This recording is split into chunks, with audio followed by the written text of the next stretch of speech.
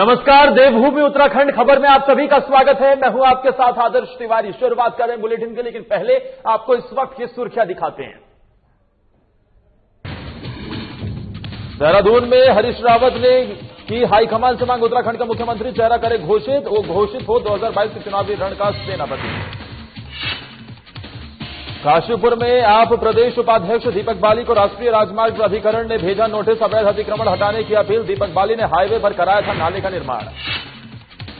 पौड़ी गढ़वाल में डीएम ने अधिकारियों के साथ की वीडियो कॉन्फ्रेंसिंग, कोरोना वैक्सीन को लेकर दिए जरूरी निर्देश, अधिकारियों को दिए व्यवस्था दुरुस्त रखने के निर्देश।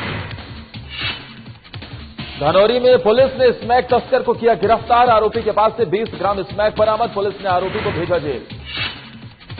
और राज्य में कोरोना के बाद बर्ड फ्लू ने दी दस्तक, स्वास्थ्य विभाग ने जारी की गाइडलाइन, जिला स्तर पर बनेगी रैपिड रिस्पांस टीम, एंटीवायरल औषधि भंडारण के निर्देश। शुरुआत करते हैं बुलेटिन के। उत्तराखंड के पूर्व मुख्यमंत्री हरीश रावत ने आगामी विधानसभा चुनाव में आला कमान से मुख्यमंत्री का चेहरा घोषित करने की मांग की है। आपको बता दें कि ये मांग उत्तराखंड के पूर्व सीएम हरीश रावत की तरफ से की गई है। उन्होंने कांग्रेस का मुख्यमंत्री चेहरा कौन होगा विधानसभा चुनाव को लेकर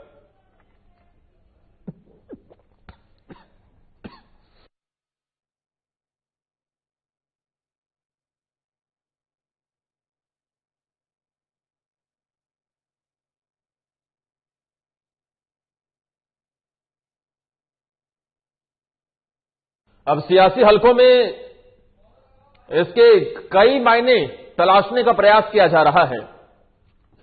हरीश रावत ने हाल ही में उत्तराखंड दौरे पर आए कांग्रेस प्रदेश प्रभारी देवेंद्र यादव को धन्यवाद देते हुए ट्वीट किया है कि अब पार्टी को बिना लाग लपेट के 2022 के चुनावी रण का सेनापति घोषित कर देना चाहिए। हरीश रावत ने यह भी कहा कि पार्टी को यह भी स्पष्ट कर देना चाहिए कि कांग्रेस की विजय की स्थिति में वही व्यक्ति प्रदेश का मुख्यमंत्री भी होगा, क्योंकि उत्तराखंड वैचारिक रूप से परिपक्व राज्य है, जहां लोग जानते हैं राज्य के विकास में मुख्यमंत्री की क्षमता और नीतियों का बड़ा योगदान रहता है। हरीश रावत ने कहा कि हम चुनाव में अगर अस्पष्ट स्थिति के साथ आए जाएंगे तो पार्टी के हित में नहीं होगा। अनावश्यक कयासबाजियों और मेरा तेरा के चक्कर में कार्यकर्ताओं का मनोबल टूट रहा है। पार्टी के कार्यकर्ताओं के स्तर पर भी गुटबाजी पहुंच रही है। इसके साथ ही हरीश रावत ने कहा कि पार्टी जिसको भी सेनापति घोषित करेगी मैं उसके पीछे खड़ा रहूंगा। हरीश रावत के सोशल मीडिया में आए इस बयान के बाद लोग अब इसके कई तरीके के मायने निकालने में जुटे हुए हैं। 2022 के चुनावी रण का सेनापति घोषित हो, पूर्व मुख्यमंत्री हरीश रावत की तरफ से ट्वीट कर यह कहा गया है कि अब कांग्रेस को 2022 के लिए अपना सेनापति घोषित कर देना चाहिए। ऐसा इसलिए क्योंकि कहीं ना कहीं पार्टी में कार्यकर्ताओं का मनोबल टूट रहा है। हरीश रावत ने साथ ही यह भी कहा है कि ये गुटबाजी होती हुई नजर आ रही है और इसे खत्म करना है तो मुख्यमंत्री का चेहरा घोषित करना होगा। लेकिन अब इस बयान के कई तरीके के मायने निकाले जा रहे हैं। आखिर पूर्व मुख्यमंत्री हरीश रावत क्या पार्टी के अंदर जो गुटबाजी होती है उसे स्पष्ट तौर पर दिखाना चाहते हैं? क्या कहीं ना कहीं मुख्यमंत्री पद का जो चेहरा होगा उसको पहले ही वो चाहते हैं कि क्लियर हो जाए और उससे किस तरीके का फायदा पार्टी को मिलेगा ये भी देखना होगा। लेकिन ये ट्वीट कर मांग पूर्व मुख्यमंत्री हरीश रावत की तरफ से की गई है। दरअसल उत्तराखंड दौरे पर कांग्रेस के प्रदेश प्रभारी देवेंद्र यादव आए हुए थे। उन्हीं को धन्यवाद देते हुए एक ट्वीट किया गया और उसमें ट्वीट करते हुए हरीश रावत ने यह कहा है कि 2022 के चुनाव का सेनापति जो है वो घोषित कर देना चाहिए कांग्रेस को। हमारे साथ हमारे ब्यूरो चीफ कमल शर्मा फोन लाइन पर जुड़ गए हैं। कमल जी, क्या मायने निकाले जाएं पूर्व मुख्यमंत्री हरीश रावत के इस ट्वीट के? बिल्कुल सही बात है। जो हरीश रावत है जो पूर्व मुख्यमंत्री हैं, अखिल कांग्रेस कम्युनिस्ट के महासचिव भी हैं और सबसे बड़ी बात पंजाब के प्रभारी भी हैं। पर सबसे बड़ी बात है कि राजनीतिक के महाखिलाड़ी माना जाता है इनको। तो अभी लगातार दौरे जारी हैं। देवेंद्र यादव आए थे और लगातार यहाँ पूरे कांग्रेस के लगातार दौरे जारी है। आज वैसे हम खुद यहाँ पर अभी श्रीनगर के हैं और साथ ही जो प्रीतम सिंह है प्रदेश अध्यक्ष वो भी लगातार दौरों पे है। तो कहा जाए तो 2022 में यहाँ पर चुनाव होने हैं तो कहीं ना कहीं कांग्रेस पार्टी को ये लग रहा है कहीं ना कहीं उनको कोई फायदा मिल सकता है। तो सबसे बड़ी बात है कि यहाँ पर जो कहा जाए तो एक गुटबाजी तो लगातार बताई जाती है, कांग्रेस में लगातार बनी रहती है। तो यही बात आज सबसे बड़ी बात है जो ट्वीट करके उन्होंने कहा है हरीश रावत ने, जो पूर्व मुख्यमंत्री भी यहाँ के से पूर्व मुख्यमंत्री थे, लेकिन उसके बाद जब चुनाव हुए तो दोनों सीटों से मुख्यमंत्री हार चुके थे। लेकिन अब लगातार फिर वही अगर 2022 की बात करें तो यहाँ चुनाव को लेकर पूरी तरह से हलचल बढ़ गई है। तो अगर कहें तो राजनीतिक खिलाड़ी माने जाते हैं हरीश रावत, और अगर कहें तो अगर आप सोशल मीडिया में देखे जाए, कहीं भी देखे जाए तो प्रचार के माध्यम से अगर देखा जाए पब्लिक सिटी में तो नंबर 1 माने जाते हैं। तो सबसे बड़ी बात है कि यही उन्होंने ट्वीट करके कहा, उन्होंने कहा कि जो ये असमंजस स्थिति नहीं रहनी चाहिए, कहीं ना कहीं जो इससे कांग्रेस को नुकसान हो सकता है। उन्होंने कहा कहीं ना कहीं कांग्रेस को नेता घोषित करना चाहिए, इसका लाभ मिलेगा। और उन्होंने कहा कि जिसको घोषित करेंगे उसी को मुख्यमंत्री बनना पड़ेगा, ये भी बात उन्होंने कही है। तो कहीं न कहीं इशारों में उन्होंने कहीं राजनीतिक बातें यहाँ पर छोड़ दी हैं, और जो कहा जाए तो पूरे उत्तराखंड में इस समय कांग्रेस में राजनीतिक हलचलों में बड़ी हलचल सी मची थी। लेकिन अब इस ट्वीट से कहीं ना कहीं ये भी क्लियर होता हुआ कमल जी नजर आ रहा है कि पार्टी के अंदर गुटबाजी होती हुई दिख रही है, जिसकी ओर इशारा वहां पर हरीश रावत करते भी नजर आए। बिल्कुल सही बात है, कहीं ना कहीं ये बात बिल्कुल उजागर हो रही है, क्योंकि कहीं लोग जो है अगर देखा था सोशल मीडिया में लगातार ये बातें चलती रहती हैं। लोग प्रीतम सिंह का नाम लेते हैं, हमारा नेता कैसा हो, प्रीतम सिंह वाले मुख्यमंत्री लोग, तो कहीं ना कहीं इस चीज को लेकर कमल जी हाँ, हम आपसे इसका जवाब लें, लेकिन हमारे साथ सुरेंद्र अग्रवाल जी जुड़ गए हैं, जो कि पूर्व मुख्यमंत्री हरीश रावत के मीडिया प्रभारी हैं। उनसे ही इस सवाल का जवाब लेते हैं। सबसे पहले तो अग्रवाल साहब, आपका बहुत बहुत स्वागत है साधना प्लस में। धन्यवाद। अब उत्तराखंड के पूर्व मुख्यमंत्री हरीश रावत की तरफ से जो ट्वीट किया गया है कि कांग्रेस पार्टी को अपने 2022 के रण के लिए सेनापति घोषित कर देना चाहिए। साथ ही उन्होंने ये भी कहा है कि पार्टी के अंदर कहीं ना कहीं गुटबाजी देखने को मिल रही है और उसे खत्म करना है तो ये सेनापति घोषित करना होगा। क्या मायने इसके निकाले जाए? सबसे पहला तो ये देखिए, सच्चाई है कि हरीश रावत जी इस प्रदेश के सबसे लोकप्रिय नेता हैं। जन सरोकारों से जुड़कर उत्तराखंड राज्य की तमाम समस्याओं से अवगत होते हुए यदि पार्टी हाईकमान को उन्होंने कोई सुझाव दिया है तो मैं तो समझता हूं तो अच्छी बात है। अगर नेता या कार्यकर्ता अपने पार्टी के नेताओं को अपने विचारों से अवगत नहीं कराएगा तो किसको कराएगा? जीवन पार्टी है कांग्रेस, जीवन पार्टी में अपने सुझावों का, अपने विचारों का आदान प्रदान होता रहता है। सुरेंद्र जी, लेकिन ये भी तो कांग्रेस पार्टी अब मानेगी ना, क्योंकि हमने देखा है कि कई विधानसभा चुनाव में पार्टी के अंदर खाने की जो गुटबाजी है उसका नुकसान कांग्रेस को उठाना पड़ता है। अब इसी और इशारा जो कर रहे हैं हरीश रावत, ये समझे कि क्या उत्तराखंड में भी पार्टी के अंदर इसे आप गुटबाजी के रूप में क्यों देखते हैं मान्यवर? इसे गुटबाजी के रूप में क्यों देखा जाता है? कांग्रेस पार्टी जीवंत पार्टी है। बहुआयामी के अधिक योग्य लोग जिस पार्टी में हों, एक दूसरे से अधिक काम करके दिखाने की क्षमता जब लोगों में हो तो अपने सुझावों का, अपने विचारों का आदान प्रदान होना स्वाभाविक है। जीवंत पार्टी है हमारे यहाँ ऐसा नहीं होता कि नागपुर से लिफाफा आया और दिल्ली में खोल लिया। लेकिन इस बीच ये भी तो हम समझना चाहेंगे ना, जब हम देखते हैं कि विरोध प्रदर्शन होता है तो हरीश रावत साहब अलग विरोध प्रदर्शन करते नजर आते हैं, प्रीतम सिंह जी अलग विरोध प्रदर्शन करते नजर आते हैं। बोला जाता है कि आखिर दोनों नेता एक मंच पर एक साथ क्यों नहीं आते, दोनों नजर ही नहीं आते हैं। अब आप कह रहे हैं कि पार्टी के अंदर गुटबाजी नहीं है, तो आखिर हरीश रावत किस और इशारा कर रहे हैं? ट्वीट तो उनका यही दर्शा रहा है, जो ट्वीट उन्होंने लिखा है वो तो यही है कि हरीश रावत ने कहा है कि अगर स्पष्ट स्थिति के साथ जाएंगे तो वो पार्टी के हित में नहीं होगा और पार्टी के कार्यकर्ताओं का मनोबल भी टूट रहा है। ये क्या दिखाता है? देखिए, निश्चित रूप से हरीश रावत जी के संबंध में मैंने कहा ना, उत्तराखंड निर्माण में उनका योगदान है। कांग्रेस पार्टी को 2000 में वापस सत्ता में लाने में उनका योगदान है। उत्तराखंडियत को जीवंत रखने में उनका योगदान है। सबसे अधिक लोकप्रिय नेता है, सबसे अधिक अपीलिंग नेता है, जिसकी सबसे पूरे प्रदेश में जिस नेता की अपील हो। यदि ऐसा नेता अपने विचार प्रकट करता है, अपने सुझाव हाईकमांड को देता है तो इसमें क्या बुराई? तो अग्रवाल साहब, हम भी तो यही कह रहे हैं, क्योंकि ट्वीट तो उन्हीं का ही है कि पार्टी के कार्यकर्ताओं के स्तर पर भी गुटबाजी पहुंच रही है, कार्यकर्ताओं का मनोबल टूट रहा है। मैंने कहा ना कि बेहतर है कि तभी तो पूर्व मुख्यमंत्री लिख रहे हैं, इसमें बुराई कहाँ है? यदि अपने सुझाव दे दिए हैं पार्टी को तो ये तो अच्छी बात है, अपने सुझाव देने। जीवंत पार्टी में विचारों का आदान प्रदान चलता रहता है, होता रहता है। एक दूसरे को सुझाव देते भी है, पार्टी हाईकमान सुझाव लेता भी है, मार्गदर्शन भी करता है। तो पार्टी हाईकमान यदि इस संबंध में मार्गदर्शन करना चाहेगा तो बेहतर है, उनके पास सुझाव उपलब्ध होंगे।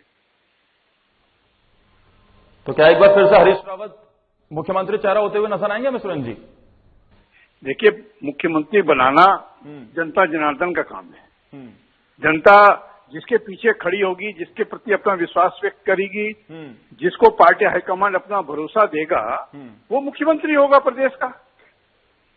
ठीक है, बहुत बहुत शुक्रिया आपका हमारे साथ जुड़ने के लिए और बताने के लिए कि किस तरीके से ये जो बयान है, जो ट्वीट उनकी तरफ से दिया गया है, इसके क्या मायने निकाले जाए। लेकिन जिस चीज को लेकर सुरेंद्र साहब कहते नजर आए कि हम कहीं ना कहीं गुटबाजी के तौर पर आप इसे ना देखिए, लेकिन साहब हम नहीं देख रहे हैं। ये तो खुद पूर्व मुख्यमंत्री हरीश रावत का ट्वीट बता रहा है कि पार्टी के अंदर गुटबाजी है और पार्टी के कार्यकर्ताओं का मनोबल टूट रहा है। तो इससे हमें बचना होगा, इसके लिए सेनापति घोषित करना होगा।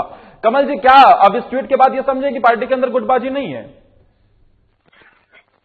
आदर, सबसे बड़ी बात है कि कहें तो अगर गुटबाजी नहीं है तो ये ट्वीट करने की आवश्यकता है। मैं तो कहूंगा कि 2022 अभी दिसंबर में आचार संहिता लगनी है। सबसे बड़ी बात है, अभी सुरेंद्र जी भी कह रहे थे कि लोकप्रिय नेता हैं और जिन्होंने यहाँ का उत्तराखंड में बहुत बड़ा योगदान है।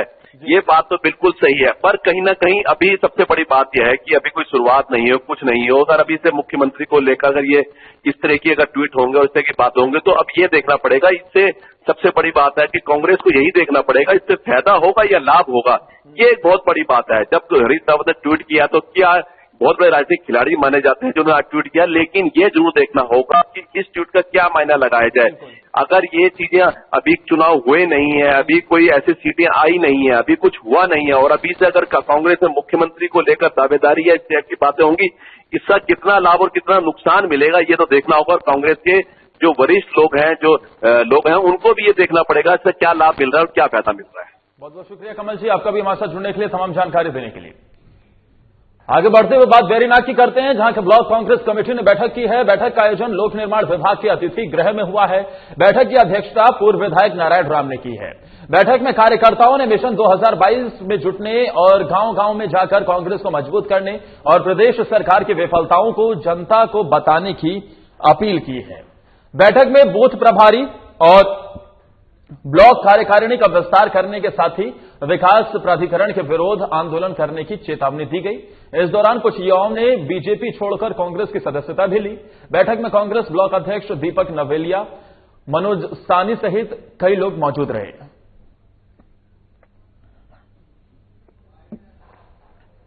मुख्य उद्देश्य था कि बूथ लेवल को हम कैसे मजबूत और बूथ लेवल का गठन करें। और दूसरा ऐसा है, हम कांग्रेस के सब लोग एकजुट होकर के हम 2022 का चुनाव लड़ेंगे।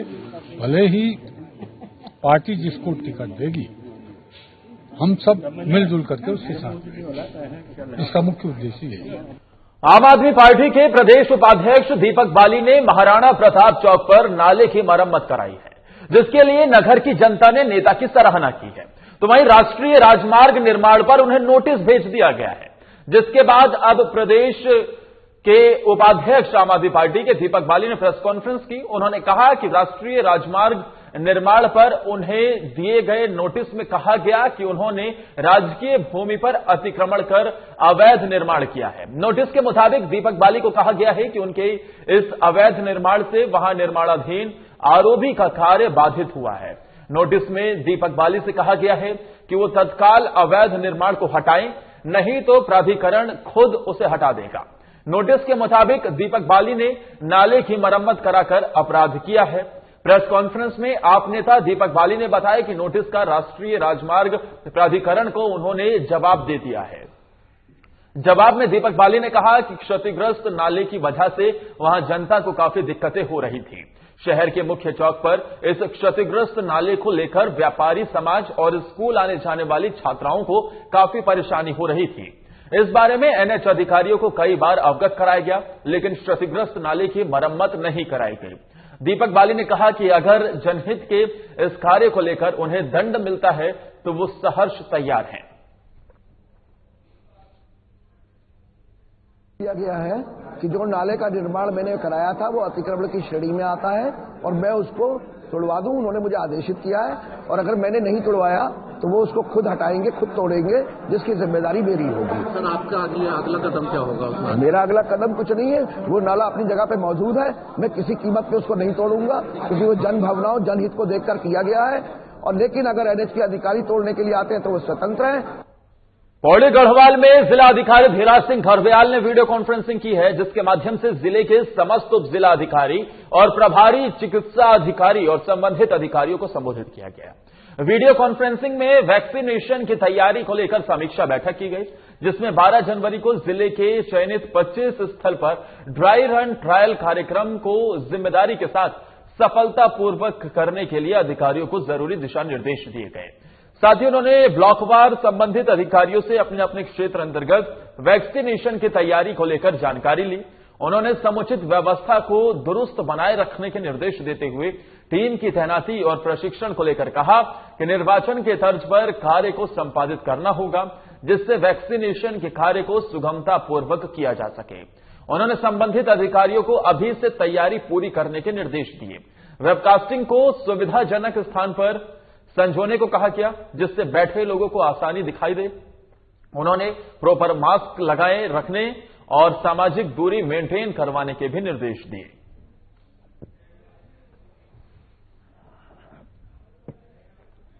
उधम सिंह नगर के सितारगंज सिसैया में 3 हाथियों के आने से इलाके में हड़कंप मच गया है। गांव के लोगों ने इसकी सूचना तुरंत वन विभाग को दी, जिसके बाद वन विभाग के लोगों ने मौके पर पहुंचकर हाथियों को आबादी क्षेत्र से दूर जंगलों की ओर भगा दिया। प्रभारी वन क्षेत्र अधिकारी अभिमन्यु सिंह ने बताया कि बीते पिछले 1 सप्ताह से 3 हाथियों का मूवमेंट बाराखोली रेंज के सितारगंज जंगलों में बने होने की उसकी सूचना मिल रही थी। उन्होंने कहा कि आमतौर पर बाराखोली रेंज में हाथियों की उपस्थिति नहीं रहती है, लेकिन उनकी उपस्थिति रेंज में बनी होने की मिल रही सूचनाओं को गंभीरता से लेते हुए बाराखोली रेंज द्वारा नियमित गश्त किए जाने के साथ ही हाथियों की ट्रैकिंग भी की जा रही थी, जिससे कि हाथियों की उपस्थिति का पता कर उन्हें आबादी क्षेत्र से दूर जंगलों की ओर भेजा जा सके। उन्होंने बताया कि रविवार अचानक 3 हाथियों का झुंड वन क्षेत्र से बाहर सिसैया स्थित हरदुआ गांव में देखा गया, जिस पर विभाग ने हाथियों को जंगल की ओर वापस भेज दिया है। में हाथियों का मूवमेंट देखा गया था। आमतौर पे हमारे वन क्षेत्र में कोई हाथी का प्रेजेंस नहीं था पहले से। अभी ये 1 हफ्ते से था, हम इसको ट्रैक कर रहे थे, पर ये सिसैया के पास में जो हरदुआ गांव है, इसमें हाथी चला गया गन्ने के खेतों में। फिर हमने ड्रोन के माध्यम से इसको ट्रैक किया, कहाँ पे इसका लोकेशन है, फिर उसकी निगरानी करते हुए इसको वन क्षेत्र में वापस भेजा। तनोरी में पुलिस ने चेकिंग के दौरान एक संदिग्ध को गिरफ्तार किया है, जिसके पास से पुलिस ने 20 ग्राम स्मैक बरामद किया है। पुलिस ने आरोपी के खिलाफ एनडीपीएस एक्ट की धाराओं में केस दर्ज कर जेल भेज दिया है। रुड़की सीओ बीएस चौहान ने बताया कि धनौरी चौकी पुलिस ने शिवदासपुर औरंगाबाद रोड पर चेकिंग अभियान चला रखा था, जहां चेकिंग के दौरान पुलिस को एक युवक संदिग्ध लगने पर उससे पूछताछ की और उससे पूछताछ पर पता चला कि आरोपी का नाम शमशेर पुत्र जाहिद है, जो हरिद्वार का रहने वाला है। आरोपी नशे की तस्करी का काम करता है।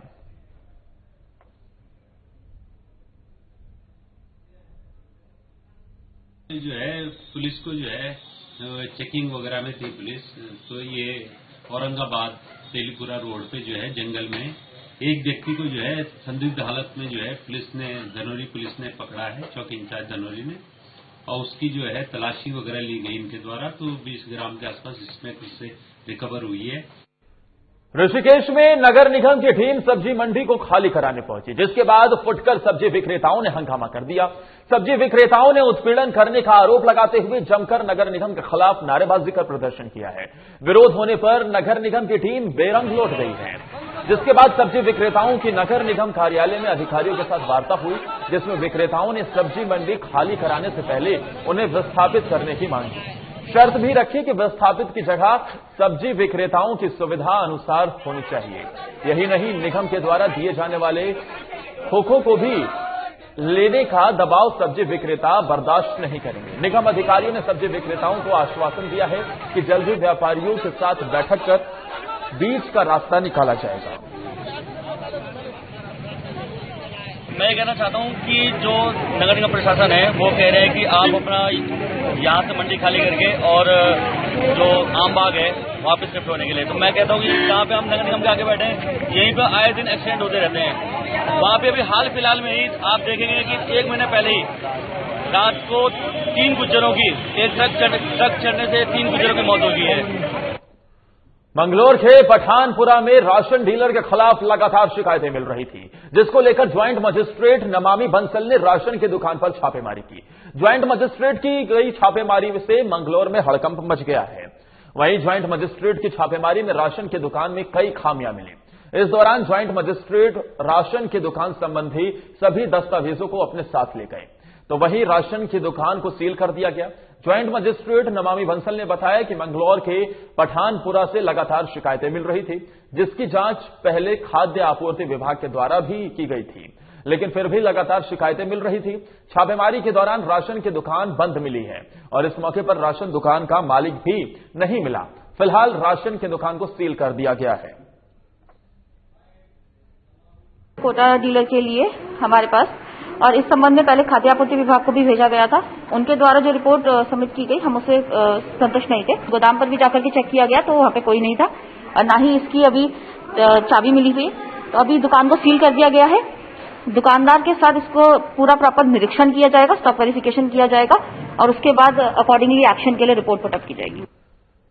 कोरोना की टेंशन के बीच देश में बर्ड फ्लू के संक्रमण की दस्तक भी हो गई है, जिसके बाद लोगों में नया डर पैदा हो गया है। कई राज्यों में बर्ड फ्लू के मामले आने से अब अलर्ट तक घोषित कर दिया गया है। वहीं उत्तराखंड में भी स्वास्थ्य विभाग ने सभी जिलों को एडवाइजरी जारी की है। स्वास्थ्य विभाग के मुख्य चिकित्सा अधिकारियों को निर्देश दिए गए हैं कि वो बर्ड फ्लू को लेकर पूरी तरह से सतर्क रहें। साथ ही एंटीवायरल औषधि की उपलब्धता सुनिश्चित की जाए। स्वास्थ्य महानिदेशक अमिता उप्रेती ने बर्ड फ्लू की रोकथाम और नियंत्रण के लिए अधिकारियों को प्रभावी कदम उठाने के लिए भी कहा है। स्वास्थ्य महानिदेशक ने जिला स्तर पर रैपिड रिस्पांस टीम गठित करने के निर्देश दिए हैं। साथ ही पशुधन प्रसार विभाग से वेटनरी ऑफिसर को शामिल करने के निर्देश दिए हैं। इसके अलावा आकस्मिक स्थिति से निपटने के लिए जिला स्तर पर पर्याप्त मात्रा में एंटीवायरल औषधि, ओसेल्टामिविर, पीपीई किट और साथ ही मास्क की उपलब्धता भी सुनिश्चित करने के निर्देश दिए हैं। इसके अलावा क्षेत्र में पक्षियों की सामूहिक आकस्मिक मृत्यु पर निगरानी रखने और किसी भी प्रकार की असामान्य घटना के होने पर तत्काल आईडीएसपी की राज्य यूनिट को सूचना देने के निर्देश दिए गए हैं। आपको बता दें कि देहरादून जिले में अभी तक 165 कौवे के मृत मिले हुए हैं, जिसमें से 5 कौवे के sample national institute of high security animal disease Bhopal को भेजा गया है। हमारे साथ हमारे संवाददाता विकास शाह इस खबर पर ज्यादा जानकारी देने के लिए फोनलाइन पर है। विकास, बर्ड फ्लू को लेकर उत्तराखंड से क्या जानकारी?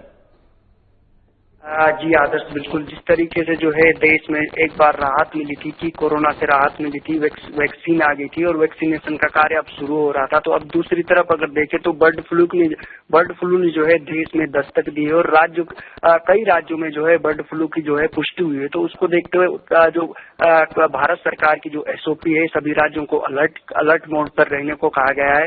उत्तराखंड के परिप्रेक्ष्य में अगर बात करें आदर्श, तो उत्तराखंड में भी इसे लेकर जो है पूरे एहतियात जो है बढ़ती जा रही है। हालांकि उत्तराखंड में अभी तक बर्ड फ्लू का अभी तक कोई मामला जो है सामने नहीं आया है। बात करें अगर तो देहरादून में जनपद की अगर बात करें तो देहरादून जनपद में जो है भंडारी बाग क्षेत्र में जो है करीब जो है 121 कौवे जो है मृत मिले हैं और पूरे अगर टोटल मिला के देखें तो 165 कौवे जो है यहाँ पर मृत मिले हैं। हालांकि अभी इसकी कोई पुष्टि नहीं हुई। उनकी जांच सैंपल के लिए जो है कुछ भोपाल भेजे गए हैं और कुछ यहाँ पर जो बरेली है वहाँ पे भी जो है कुछ को सैंपल भेजे जा चुके हैं। उम्मीद ये जताई जा रही है कि आज शाम तक जो है इनके जांच रिपोर्ट जो है आज शाम तक आ सकती है। अगर तैयारियों की अगर बात करें तो स्वास्थ्य विभाग हो या वन विभाग हो या पशुपालन विभाग हो, अपने स्तर पर पहले ही जो है अलर्ट जारी किया गया है। राज्य में जो है एक कंट्रोल रूम बनाया गया है, ऐसे ही एक समिति बनाई गई राज्य स्तर तौर पर भी और जनपद स्तर पर भी एक समिति बनाई गई है। वन विभाग द्वारा जो कर्मचारी है उनको ट्रेनिंग दी जा रही है कि कौवों के सैंपल लेने को लेकर उन्हें लेब भेजने का तरीका बताया जा रहा है। साथ में जो कौवे हैं उनको किस प्रकार से दफनाया जाना है, इनकी भी तमाम जो है जानकारी उनको दी जा रही है। जी आदर्श, बिल्कुल सही तौर पर। और विकास, एडवाइजरी को लेकर भी जानना चाहेंगे। जी आदर्श एडवाइजरी की अगर बात करें तो स्वास्थ्य विभाग की तरफ से जो है जो समस्त जो जनपद के चिकित्सा अधिकारी हैं या फिर वन प्रभाग हैं, तीनों को जो है समन्वय करके जो है कहा गया है। साथ वन विभाग हो गया और स्वास्थ्य विभाग और जो तमाम जो अधिकारी हैं उनको अलर्ट मोड पे रखने दें। खासकर अगर बात करें आदर्श जो पोल्ट्री फार्म है या फिर झील के आसपास में जो वहां पर जो है तमाम जो स्वास्थ्य विभाग के कर्मचारी हैं या वन विभाग के कर्मचारी वो निगरानी कर रहे हैं। तो राज्य सरकार किसी भी प्रकार की कोई जो है लापरवाही नहीं बरतना चाहती है। पूरी तरह से जो तैयारियों की बात है पूरे निगरानी रखी जा रही है। जी बहुत बहुत शुक्रिया विकास, तमाम जानकारी देने के लिए। बर्ड फ्लू को लेकर अब उत्तराखंड में भी इसकी दस्तक होती हुई नजर आ रही है, जिसके बाद एक एडवाइजरी जारी की गई है, अलर्ट रहने के लिए निर्देश दिए गए हैं। और इसी के साथ इस बुलेटिन में फिलहाल के लिए इतना ही। नमस्कार।